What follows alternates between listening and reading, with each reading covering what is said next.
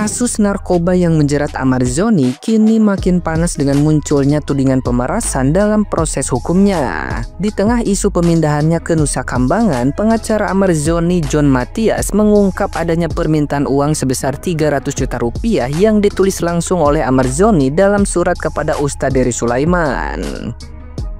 Dugaan ini bukan kabar kosong semata, sebab John Matias menegaskan bahwa kronologi permintaan uang itu benar terjadi dan menjadi kejanggalan besar dalam perjalanan kasus tersebut. Lebih mencengangkan lagi, disebutkan bahwa jika uang itu tidak diberikan, kasus Ahmad Zoni akan dinaikkan ke tahap yang lebih berat.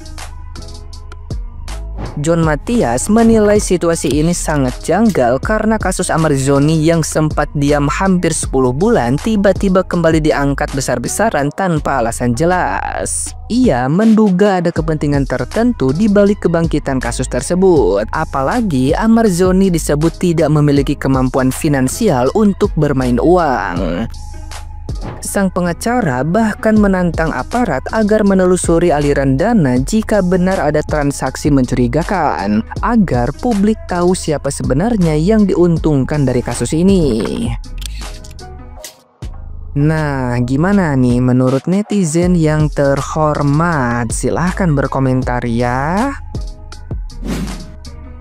Guys, kebayang gak sih perasaan Ahmad Zoni kali ini yang berada di Nusa Kambangan dengan dinding dingin serta suasana mencengkamkan? Karena banyak banget cerita horor dari Nusa Kambangan, bahkan banyak yang tidak bisa keluar dari sel tersebut. Wah, sangat mengerikan bukannya guys? Semoga saja Ustadz Dery bisa membantu dan juga bekerja sama dengan Hotman Paris untuk mengeluarkan Ahmad Zoni. Kita berdoakan saja, dan bagaimana keputusan lainnya yuk ikutan komen. Terima kasih. Support Ahmad Zoni, pokoknya apapun yang terjadi, semoga Ahmad Zoni mendapatkan keadilan yang seadil-adilnya. Kalau memang benar Ahmad Zoni difitnah, semoga yang memfitnah segera ketangkep.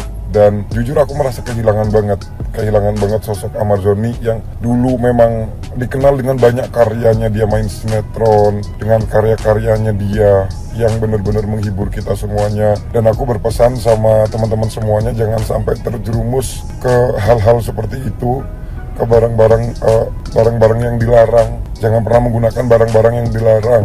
Terus Ahmad Zoni, nanti kalau semuanya ini udah selesai, tobat, please, nggak ada untungnya, please ya. Kami masih menantikan karya-karyamu, jadi jangan pendek pikiran, harus panjang pikir, jangan sampai terjerumus lagi. Kalian setuju nggak artis yang terkena kasus narkoba itu tidak dipenjara, tapi direhabilitasi? Karena ada anggapan bahwa kalau dipenjara itu nggak efektif. Dalam penjara malah ada beberapa kasus orang yang terkena narkoba malah jadi belajar, katanya di sana malah lebih canggih untuk berbisnis narkoba. Contohnya artis inisialnya Ahmad Zoni.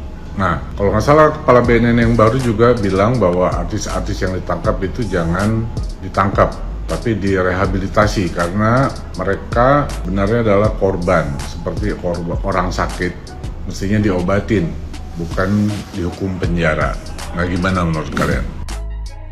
Ahmad Zoni mengedarkan narkoba di penjara, luar biasa ya Ahmad Zoni. Lu waktu bebas, udah dikasih bebas, lu pakai lagi narkoba. Sekarang lu di penjara, gimana caranya lu pakai lagi narkoba? Lu sebenarnya kalau ada definisi dari kata tuyul, itu lu lebih dari itu. Ini udah berapa kali ya? 1, 2, 3, 4 kali, tapi lu nggak kapok-kapok. Udah keempat kali nih. Nih gimana nih sekarang nih? Lu bakalan divonis berapa tahun lagi nih? Lu kayak nggak punya semangat hidup atau kayak gimana? Setidaknya lu kapok. Ini mah kagak kapok-kapok. Nggak tahu nih hukuman lu yang keempat kali ini apa nih? Keempat kali lu berkaitan sama narkoba, nggak tahu nih. Tapi ini yang aku dengerin berita katanya bakalan dihukum mati, itu maksimalnya. Tapi ya teman-teman, kalian juga bisa menilai ya dari sini. Berarti kalau misalnya Ahmad Zoni bisa memasok narkoba ke dalam rutan, ya seharusnya itu penjagaannya gimana tuh para polisi-polisi yang menjaga rutan tersebut. Ahmad Zoni, lu luar biasa, lu bener-bener gua speechless banget sama lu, bener, lu nggak pernah kapok ini ya. Ini teh bukan cuman kasus Amarzoni doang ya, untuk orang-orang di luar sana ya. Narkoba itu udah di mana-mana, jadi kalian hati-hati dalam bergaul. Kalau dilihat dari kasus Amarzoni masuk penjara, orang yang menggunakan narkoba bukannya kapok, malah mencari celah tuh untuk mengedarkan narkoba di penjara. Jempol dah lu sama gua, Amarzoni. Guys, kalian penasaran gak sih kenapa Amarzoni ini itu matanya sampai ditutup ketika mau dipindahkan ke Nusa Kambangan? Ternyata ini yang gue temuin. Sebelumnya yang harus kalian tahu, ini bukan berlaku cuman kasusnya Amarzoni doang, tapi setiap orang yang mau dipindahkan ke lapas Nusa Kambangan itu dia akan ditutup kepalanya seperti ini. Emang gak boleh lihat dalam perjalanannya. Nah, sebenarnya di internet itu tidak ada dokumen resmi yang dipublikasikan ke publik yang menyatakan kalau SOP pemindahan dari lapas biasa ke Nusa Kambangan itu harus ditutup matanya. Tetapi ada SOP internal yang berisi langkah-langkah teknis yang mungkin aja tidak dipublikasikan keluar nih. Salah satunya adalah menutup mata seperti ini. Tapi ternyata menutup mata mereka itu merupakan salah satu teknik yang bagus banget. Yang pertama, itu bisa mencegah mereka untuk melihat rute dan juga tata letak dari penjara Nusa Kambangan itu sendiri. Sehingga mengurangi rencana mereka untuk melakukan pelarian dari situ misalnya, atau melakukan pemetaan nih, atau memberikan informasi ke orang luar nantinya. Yang kedua, itu bisa mencegah pengamatan yang bisa dimanfaatkan oleh pihak luar. Jadi orang luar itu bisa nantinya ketika melihat proses mereka dipindahkan, itu bisa menandai nih, oh titik lemahnya ternyata di sini nih. Mereka bisa mencari celah. Kalau ditutup matanya, mereka nggak tahu apa-apa. Ketiga, mengurangi stimulasi visual sehingga narapidana yang beresiko tinggi ini itu tetap tenang sepanjang perjalanan. Nah, kalian sendiri sebenarnya bisa nih ke Nusa Kambangan karena ada daerah di daerah Nusa Kambangan itu yang emang dipakai untuk wisata dan emang pantainya bagus banget. Tapi untuk wilayah dari si penjaranya, gak semua orang bisa masuk. Kalian perhatiin ruangan ini. Ini adalah ruangan super maksimum security.